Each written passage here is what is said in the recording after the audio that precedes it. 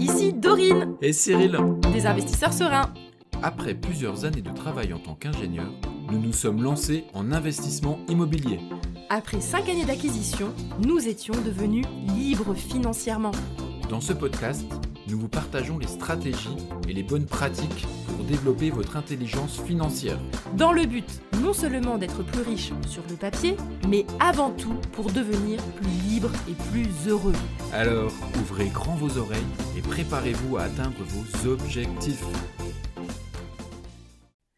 Les 3 qualités humaines d'un investisseur serein et rentable. Hello les investisseurs sereins, j'espère que vous êtes en pleine forme. Aujourd'hui, j'ai envie de vous partager les grandes qualités humaines d'un bon investisseur. L'idée, c'est que vous puissiez déterminer si l'investissement immobilier peut correspondre à votre personnalité ou si vous vous rendez compte que peut-être ce n'est pas fait pour vous. Donc, ça peut peut-être vous aider dans votre décision si vous voulez ou pas vous lancer.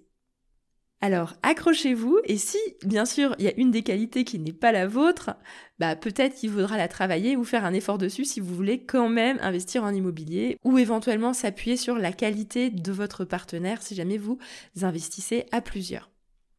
La première qualité, pour moi, c'est clairement la curiosité. Oui, la curiosité en immobilier est une qualité. Je vois trop souvent des personnes qui investissent sans avoir réellement compris pourquoi elles investissaient, quels étaient les chiffres, pourquoi ils avaient choisi cette stratégie et qui n'avaient pas vraiment envisagé toutes les possibilités. Un bon investisseur, c'est un investisseur qui va essayer de comprendre les choses avant de les faire.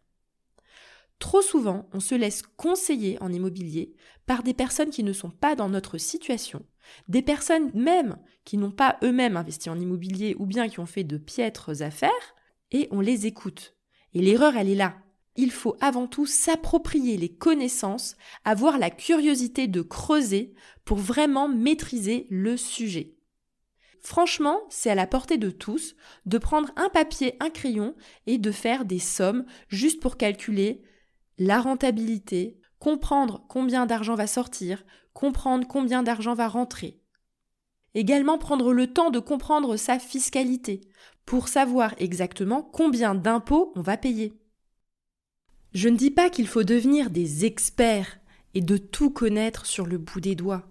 Je dis uniquement qu'il faut être capable de s'approprier pleinement les informations qui nous sont données. Et ce, même si ce sont des informations données par un comptable, par un gestionnaire de patrimoine, par un banquier. Restez curieux et creusez les points que ces professionnels vont vous conseiller. Il faut s'assurer que ce qui est dit correspond réellement à ce que vous voulez. Et ça, seul vous pouvez le faire. Voilà, donc à vous les curieux, vous avez une qualité pour l'investissement immobilier. La deuxième qualité, c'est la patience. Typiquement, dans notre société aujourd'hui, on veut avoir tout de suite. On veut monter un business en 1 mois, devenir millionnaire en 3 mois. On est vraiment dans une société de l'immédiat. On veut les résultats immédiatement. Mais en immobilier, justement, c'est l'art de profiter du temps qui passe et d'être habile avec ça, d'être patient. Le premier exemple, tout simplement, c'est que déjà, évidemment que c'est lorsque l'on a remboursé son crédit complètement qu'on va toucher pleinement les loyers. Et rembourser le crédit, c'est quelque chose qui va prendre des années. Donc il faut avoir cette patience d'accepter d'avoir un crédit. Et oui, une fois que le crédit sera remboursé, là on aura beaucoup d'argent. Mais c'est le temps qui travaille pour nous. Deuxième exemple, par rapport à la patience, c'est notamment pour trouver une bonne affaire. Je vois également dans mon entourage trop de personnes qui se précipitent pour acheter un bien sans avoir pris le temps de comparer, d'attendre, de faire quelques visites, de voir d'autres offres qui tombent. En fait, clairement, pour moi, la recherche d'une bonne affaire, ça s'apparente à de la chasse. J'appelle ça de la chasse parce que on a un esprit de chasseur. Et un chasseur, il est patient. Il va tisser sa toile, mettre en place ses capteurs, ses pièges pour trouver où est-ce qu'il y a un bien rentable pour lui et il va attendre. Il va attendre que ça mord. C'est ça un bon investisseur rentable parce qu'il va avoir la patience de trouver l'affaire qui va être rentable pour lui. La précipitation, c'est vraiment la pire des choses. Alors, évidemment, ce n'est pas une raison de procrastiner et de ne jamais passer à l'action.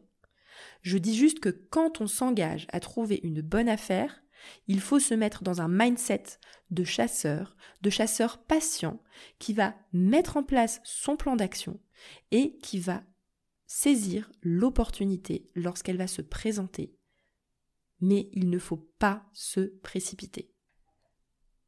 La troisième qualité d'un investisseur rentable, mais surtout serein, les deux, pour cette qualité, c'est le goût du travail bien fait.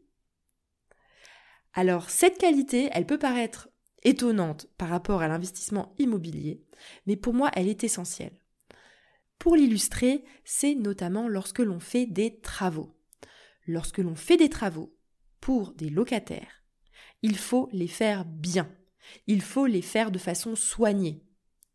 Parce que quand on fait les choses bien, ça va payer sur le long terme dans le sens où ça va diminuer les probabilités de se faire appeler pour dire « ça marche pas, il y a une fuite, la porte, j'arrive plus à l'ouvrir ». Enfin bref, vous imaginez bien les petits appels qu'on peut recevoir des locataires.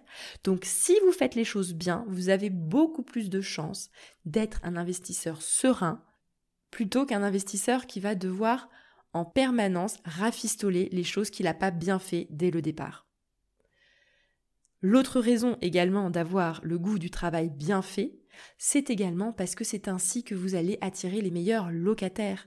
Les locataires qui ont un standing plus élevé, qui vont respecter votre travail, votre logement, et c'est ainsi que vous rentrez dans un cercle vertueux. Et pour ma part, l'investisseur immobilier, il offre un service. Oui, je sais, ça peut paraître étonnant, mais pour moi, le locataire est un client et le client mérite d'avoir un travail bien fait pour avoir une prestation de qualité dans son logement.